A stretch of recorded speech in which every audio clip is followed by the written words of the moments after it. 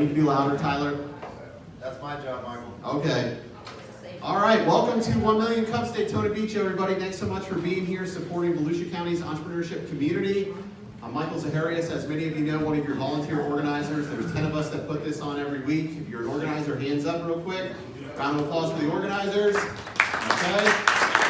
Anybody new? First-time visitors to 1 Million Cups Daytona Beach today? Show of hands. Anybody? 1, 2, 1. Welcome. Thanks for being here. So let me just ground you real quick on who we are. So 1 Million Cups is a program that comes from the Kauffman Foundation out of Kansas City. As you know, because we share it every week, more than 200 cities right now across the country are hosting their 1 Million Cups chapters. Okay? And it's all about bringing entrepreneurs together to connect, to be educated, and to be inspired. So there is no bad presentation that goes on up here. Everybody's got a story to tell. It's not a company pitch. It's really about what's going on with their business or the idea that they had. And we're so blessed, as you guys know, we're almost 40 years old, so we've been doing this for quite a while. We've had a lot of great speakers, more than 150 come through this door and present what they're doing. So we're very proud of that. And if you have any recommendations for folks that should be up here on stage, please let us know. All right, so with all that being covered, I'm very, very happy to share with you today that we have Carlos from Bistro, the restaurant up in Ormond Beach. Anybody eaten there? Been there? Oh, look at this, Carlos. Look at that, show of hands. The fans are in the house today. All right, so he's got a great story, been working really hard at what he's been doing with his restaurant. I don't want to steal his thunder. I want you to help me put your hands together for Carlos, the founder of Bistro.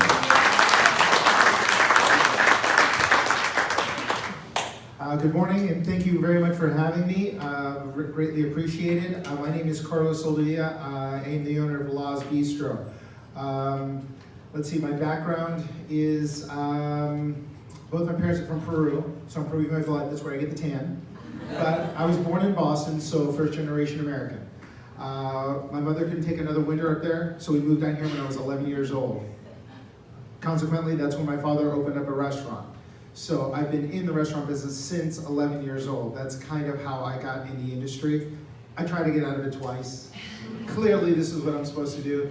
Things got a lot easier once I figured that part out. I'm gonna go with the notes here just to keep myself on track. I am the owner chef. I reluctantly take that title. I say reluctantly because I do not have a culinary degree. Fortunately for me, I grew up in the industry, so I've worked around a lot of talented restaurateurs and chefs. And when anyone is truly passionate in practicing their craft or their art, they can't help but want to share that with anybody that will listen. I've just always been a student. I've always wanted to learn and find out how to do things. And I've often said the day I think I know it all is the day I'm going to hang it up and say I'm done. Because in every industry, and no matter what you're doing, things are always evolving. And especially when I bring someone new into the kitchen, they bring something new to the table, a style of cooking, a new technique, a habit of doing things, or something that always pick up with efficiency, or to help keep things organized. That's always really helpful. The business itself has been around 14 years. I took over. We're creeping up on 8 years now. And then also, the founder of the restaurant was Laura McDougall. Her nickname was Laura. Laura's Bistro is where the name comes from. It is a woman's name. The thinking was when we first took over the business was we keep the name the same. We have customers coming in the very first day because they're expecting to get the same product that they've been coming in for. If we were to change the name to Carlos's Bistro, Bob's Bistro, they don't know who Bob is. They don't know what their concept is. They don't know what their food style is. They don't know anything about Bob. So to getting people to trust to come in that very first day, and how much do you stock on your shelves now, we took that out of the equation by just keeping the name the same. And we were located on Granada between US 1 and the river for about 12, 13 years in a beautiful, tiny little Sears and Roebuck's 1924 built home. So it was tiny. It was 1,465 square feet, including the office and the basement, which I didn't show up to anyone. In the last 2 years, we have recently moved to a new location, which is on Nova Road, just a half-mile south of Granada, in the Renaissance Plaza, and it's over 5,000 square feet. Wow. Now, it was quite a leap of faith, and our fellow entrepreneurs here can sympathize with me and agree that when you go and take that venture, it's a big leap of faith. A big leap of faith that, hey, you can make the transition from one location to the next, that your clientele is going to follow you. The belief that, hey, you're able to keep everything consistent, because consistency is king. Your clientele, those people that work with you are expecting the same product, the same passion, the same output of what they're asking for every time. And when you fall short, they remember that. Even more when you exceed those expectations, which is what we've been able to do in the new location in certain ways. Naturally, changing things, changing new locations was a big undertaking. It was over 5,000 square feet. So when we first moved in, it's like, wow, this is more than 3 times more than what we've been doing. Are we ready? Am I ready? Am I going to be able to do this, to support it, to make sure that I manage it correctly? Well, and there's been plenty of other businesses that went into this particular spot that did not make it. And when I looked at previous businesses that had made it in that location, I said, well, listen, you can eat a whole cow, one burger at a time, but not all in one sitting. So when we say, yes, we can seat 150 people, we don't seat 150 people every day. Hey, look, we have our main seating area, 60 to 80 people. Myself and my staff are very good at taking care of that. Then everything else becomes the private dining room area for different functions, whether it be fundraisers, different events. We are celebrating our 2 years in the new location, but my wife and I are calling it the year of firsts, because we started getting into special events, and we've discovered that diners that are coming out want more than just to eat. They want to be entertained. And we have different avenues of doing that. Murder mystery dinner here, cocktails and cooking classes. We do a slew of charitable events. We had a Girl Scout 3-course dinner we did just 3 weeks ago. Each course was inspired by their cookies and had cookies in the recipes. We have done a Seabreeze High School takeover. 16 culinary academy students came in, and they did they took care of everyone, from taking the order to putting it in, to preparing the food and executing it, and it was a full night.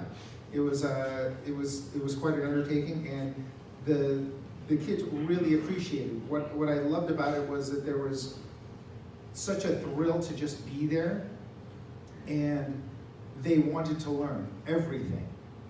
I'll never forget this little girl. She was about that tall, about that tiny, and she's with the saute pan, and she's taking a set of tongs and flipping each piece of zucchini, each piece of squash over one at a time. And I said, you don't know how to toss? She takes it, I said, okay, look, you flip it over, flip this one over, flip it all the way to the back. Everyone else is gonna follow, watch. Oh, and the lights came on, and lights were coming on everywhere. And it was fantastic to watch. The energy was great, and then, like I said, it was a full house. Once there were 2 more tickets hanging, it's like, look, there's 2 tables of 2. Okay, the professionals, you take over the last 2 tickets. You 4 come with me. You 4 in the back come with me. All 8 of them, I had everyone file out and take a bow. The musicians stopped, and they were able to really recognize what was going on, because even though we try to share that with all the guests, they didn't realize it either. These were kids doing A to Z, the whole thing. And then the following night, we did our second Pay What You Can Afford dinner, which is no prices on the menu. We reached out to local elementary schools and said, listen, you know those families that are on government assistance that necessarily can't take their families out for a nice Sunday dinner. This is their opportunity to do that. There's no prices on the menu. Pay whatever you can, whatever you think, that's fine. And it was, I knew it would feel good to do something like that, to give back a little bit. But really what happened was amazing. We started out with a few days beforehand, a week beforehand. My musician on Sunday morning says, hey, listen, do you have any live entertainment lined up for that? There's no budget for that. I'll play for free. And okay, yeah, I'll take it, thank you. And then he got his wife to come in, who's a nurse, and she's busting tables and washing dishes and trying to do what she can to help out. We had volunteers from the firefighter department all the way to the kids from the high school. As guests came in, I had one gentleman come in, I think it was a party 5 or 6. He said, listen, I just thank you very much for doing this. I wanted to show my kids there's more to a restaurant than a drive-thru at McDonald's. Another gentleman walks up to the front door. Hey, sir, how are you tonight? How many nights? Too many. Exhausted. Me and my 8 kids. They sat down, they ate, everyone very well behaved. Kids are writing thank you notes on the parchment paper and drawing pictures, and it was really wonderful. And you know, he said, who do I sell up? Here you go, there's a bill. It says 0. There's $20. Probably the last money he had in his pocket, but he left with dignity and pride, and you know, he told his kids, I took you out. Yes, sir, you certainly did. Great having you, come back anytime. And that's really what let's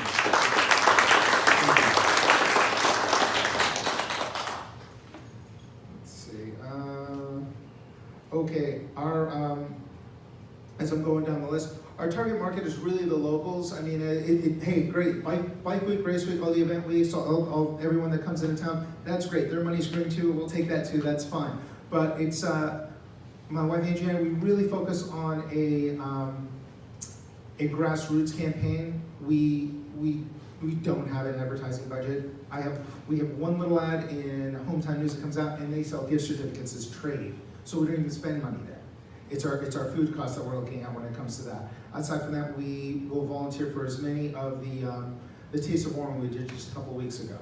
We'd rather be there handing out our food for free, shaking hands, handing out cards, and then seeing these faces come into the restaurant, or contacts to spin parties off of. So we'll do off-site catered events, or have them come in for different functions. That's really worked well for us. Wish I had something you just said this. Awesome. Let's see. The popularity of our particular business is that we have no microwaves, we have no fryers. I wear that like a badge on my chest when I go out and present to people, because it's, listen, ask your favorite restaurant. You know, I do apologize. We did bring in a microwave. I have a 13-week-old child. Just today's 13 weeks. So we brought it in to heat up formula. That's the only reason that the microwave is used for. That's it. And it's really, our entire menu has a healthier touch to it all the way across. 95% of what we cook with is olive oil. And with that, just recently, we've had recent developments where we had, for example, the Volusia County Health Department reach out and said, well, listen, we're looking for a chef to do a workshop to train our staff how to shop, eat, and cook healthy on a budget. No problem. That's what I do. Now, what's funny is that I do this all the time. I shop 3 to 4 days a week out in the market. I hit 5 or 6 different places, knowing particularly what I can find, where I can find at the best, not only the best price, but at the best quality, because that's what's important. Certain times a year, and I'm sure you'll see it, you'll go to Publix or Winn-Dixie or wherever you shop, Walmart, and grab a bag of lettuce, and it's already gone. This is a common problem. So I shop 2 to 3 times a day to be sure I got my hands on the best product I can get my hands on. So it was very natural for me to go to this workshop, 3-day workshop. It was the same menu, but 3 different groups, and really show everyone how easy it is to eat more healthy. Not how to diet, not a lifestyle change, how to make a small adjustment in their eating habits. And I posed the question, can anyone tell that I cut the butter with olive oil in half when it came to the apple crisp for dessert? Can anybody tell? No. It's like, look, you have to make, it's not just making a shift for you, it's your family too. So you can't make that drastic of a change when trying to take that healthy turn. Just take it gradually, take it slowly. Don't try and replace your meatloaf with a turkey roast. It's just, a turkey meatloaf. It's just not going to work. Maybe substitute 20% to start with.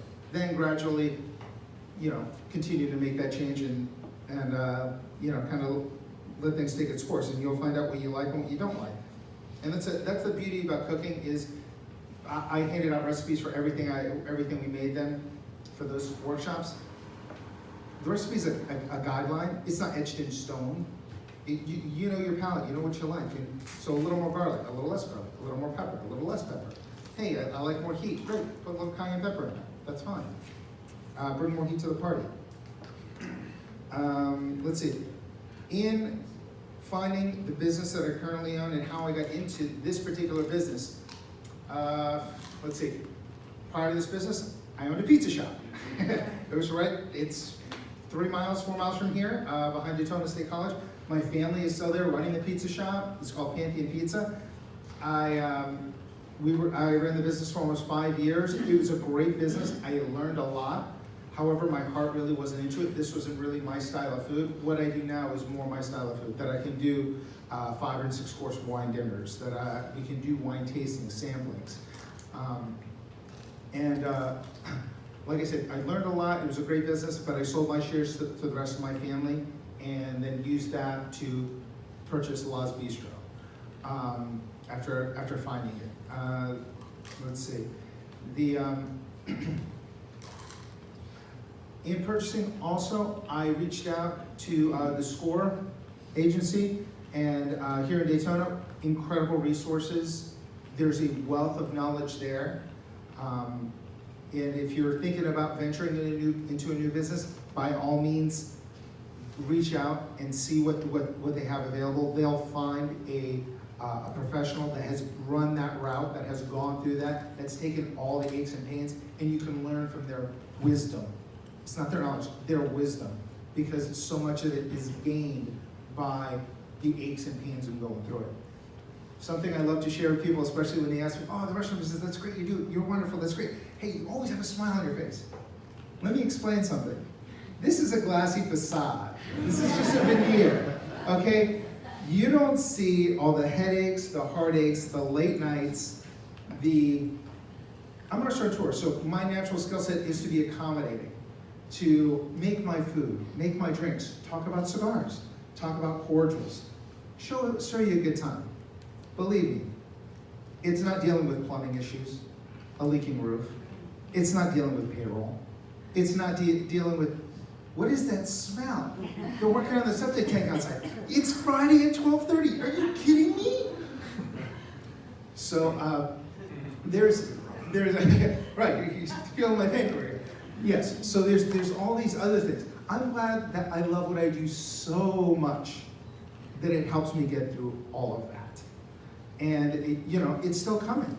And as I explained to many, it's like, listen, I talk about the glass of veneer and what you don't see, but I love what I do so much, it gets me through all that. And it's something that it doesn't come easy. And because I've never done it before, it's scary. All the time. These things happen. But you don't grow, you don't learn, you don't gain that wisdom without going through those pains. If I can help somebody else that is looking to start their own business, not just a restaurant, but any business, reach out to those agencies for that advice, that for help. And I understand, hey, you're busy, you're getting into this new venture, make the time. You're not going to find the time. You need to make the time to really invest, because that's your future. It's like paying $300 for an attorney to go through the contract. That's insurance, so you don't get hit on the back end. Right now, I wish I had sat down. When I sat down with my mentors from SCORE and they explained, it's your business, do whatever you like, but when you go in through a contract, kind of look for this, kind of look for that, and I wouldn't do that. You know what? I wish I would have listened. No, I don't sign a contract. No, and get 3 different vendors. No, I know you're coming at me, you want me to lease your dishwashing machine, but no, no, I'm not signing a contract. No, I don't sign a contract. No, 30 days is all I want. 30 days, great. And they'll boil down to 90 days. I wish I'd known that. I'm still stuck right now with a 4-year contract on a dishwashing machine. When someone reached out to me, and I keep referring over here from the SCORE agency, and they said, listen, it's your business, it's you make the decision, it's what you're gonna do. I wish I had heard just a little bit more and listened a little more closely that, hey, listen, you have to make the time. And it's not convenient. That's the struggle. That's the pain. You know what? If it wasn't hard, everybody would do it. The fact that it is hard That's what makes us special. The fact that we're willing to go through that. And sometimes you look at yourself and think, am I crazy? What makes me think this is going to work? It's blind faith. It's like, you know what? And sometimes they're kind of, and you know, I can hear the staff mumbling this, and it's like, look, this turkey's gonna fly or it's gonna kill me, one of the two. And I haven't learned to quit yet. So we keep pushing forward. Not everything we do works. Hey guys, we're going left. Hey guys, we're switching. Now we're gonna go right. Why? We figured out this isn't gonna work. We go this way. But you know, after your team realizes that, hey, you can say, I was wrong, and they realize that, it's like, hey, I need a little help. And one of the toughest things to teach someone, especially your staff, is when you ask for help, it is not a sign of weakness. It is a sign of strength. My buddy Clint Eastwood said it best, a man's got to know his limitations. So you have to incorporate that and schedule that and you know, make those things happen by utilizing your resources. And that's something that, you know, is a hard lesson for many to learn. Let's see, our local competition. Well, pretty much everyone's got to eat, so this is good for me. I eat almost every day. But locally, closer to us, I would say that we're a little unique because, as I explained, our healthier touch to our menu. But like anything else, every restaurant is a competitor. One in particular I point out is Rosevilla, because they're doing some of the things, similar functions that we're doing. But we found that, and we were next to Rosevilla for a while, so one thing that we resolved by moving from one location to the other was infinitely better parking. If anyone knows the parking in Granada, it stinks with capital letters. It's just really tough. Now we never run out of parking spaces. We very seldom run out of seats with 150 seats. Something that's developed moving into the new location is we were able to get a full liquor license, which is something that we looked at and said, well, you know, let's do something unique with this, like everything else on the menu. We pride ourselves on everything being recognizable, we just kind of do it our own way. So with the liquor license, we opened what we call the Florida Bar. Only Florida distilled spirits made in the state is what we're using to make all our signature drinks and craft cocktails.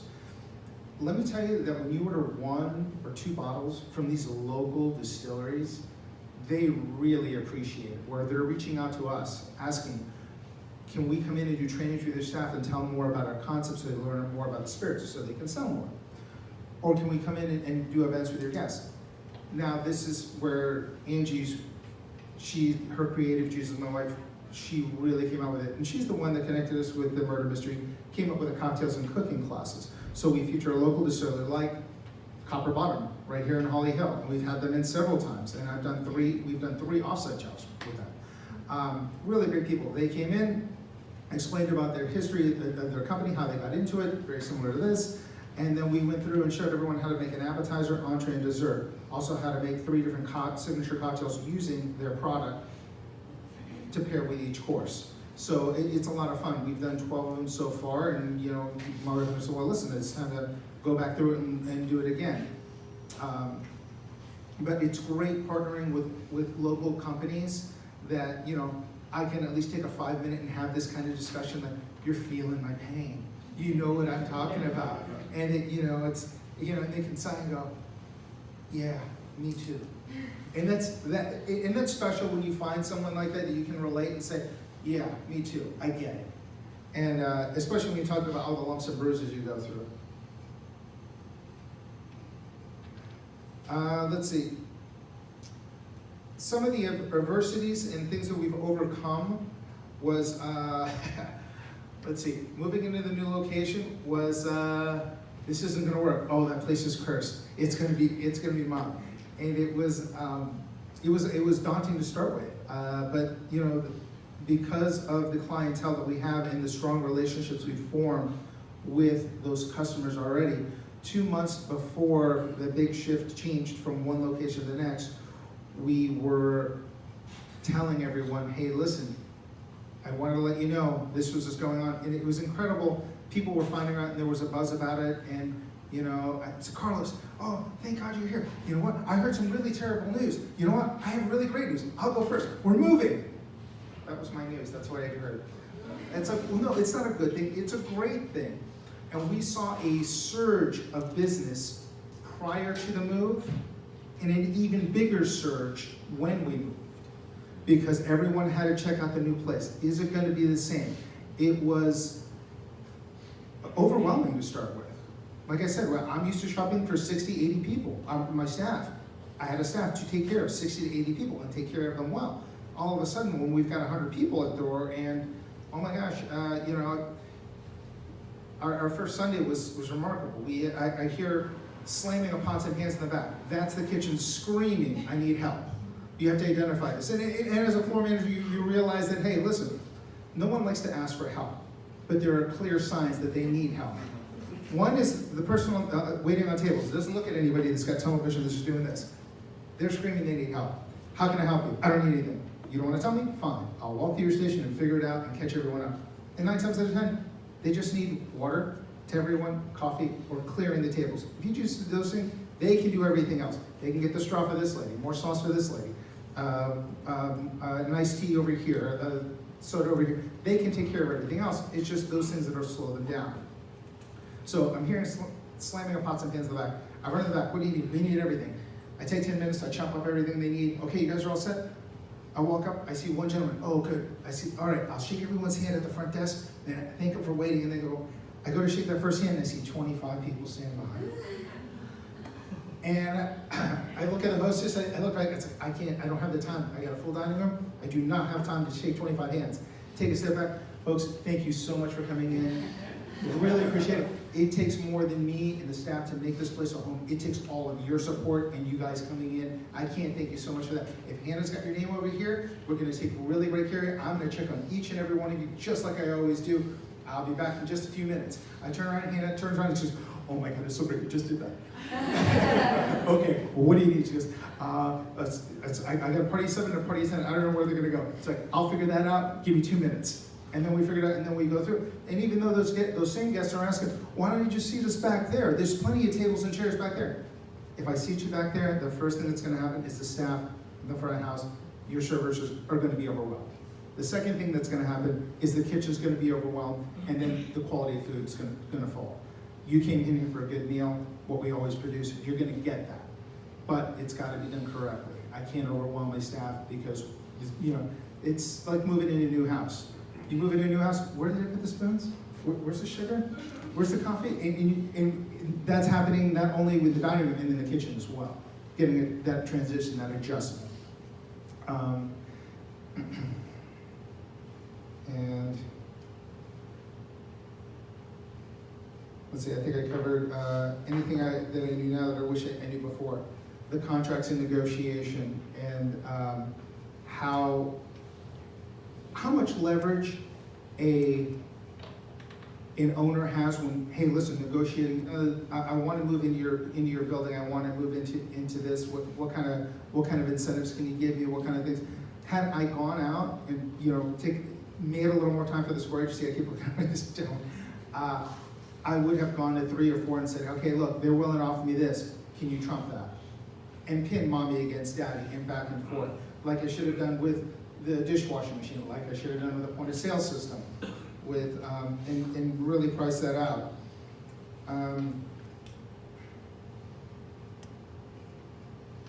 What do we currently need? Let's see. Well, look, I realize I'm a small business owner. We want more business. This is never going to change, and I realize this. Business can always be better, and I realize that. And what the business needs right now is, I think we need our clientele to realize that we're open every Friday and Saturday night for dinner. Now, we haven't printed that as part of our to-go menu because it's only Friday and Saturday night, and our menu changes each weekend because I'm only shopping for the weekend. So if I go in and I find, I have done this several times, I've gone in at Hull Seafood and said, looked and said, oh wow, you got pompano or triggerfish. Wow, it's like, when did that come in? About 4 hours ago. The 10 pounds is all I got. Beautiful, that'll last me the weekend, that's fine, and that's what I'll take. So the menu will change, whether we do pork chops one week or fillets the next week. And by doing the different event nights, those are really, really catching on. We now have a pianist that comes in, and I'm looking for 1 or 2 more pianists to kind of fill my Friday nights. But we also do bottomless glasses of wine on Friday night for $10. Best deal in town. It's $5 tapas. I'm counting on it. Let's see. What else? So, getting the word out and keeping us in mind for special events.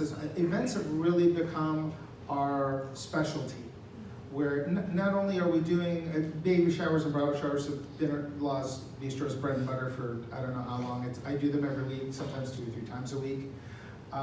And that's really been great, and we appreciate the support. But we've now recently tapped into doing at the last minute, funeral services, and because those things happen every day, and they always come by surprise. Fortunately, we have the space, so bringing in 50 people, 70 people, 100 people, we can do that even on a Friday and Saturday when we're open for dinner because we still have all that space in the back.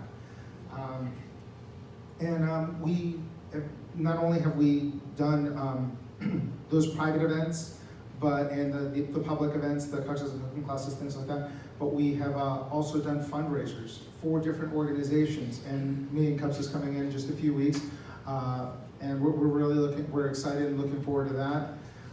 It's a great partnership, and we don't mind starting small. I've got a Seroptimus group that meets every other Tuesday, the second or fourth Tuesday of each month. They started out with 12 people. They're now over 30. That's fine for me. We don't mind opening up those off nights that we're not generally open, especially if it's partnering with someone. And hey, look, we're hoping that this grows. Yeah, we don't. That's what it takes. When you build those relationships with your purveyors, with those people you work with your neighbors, talk to your neighbors. They know what's going on. That's something else. Man, I wish I got everyone in the plaza knocked on the door. Hey, how you doing? I'm thinking about moving in next door. Just wanted to see how's the landlord, how's the property management team. I noticed that the bushes, the landscape is not really being taken care of. To know it's like, listen, I'm not going to have to wrestle you over every little thing, right? You guys are going to maintain everything. And now that the plaza's full, we have a little more leverage now, so a lot of that's being corrected. But man, it took me 2 years to get a new roof. I've been there 2 years. Let's see. Any questions or anything? Well, let's give it up for Carlos.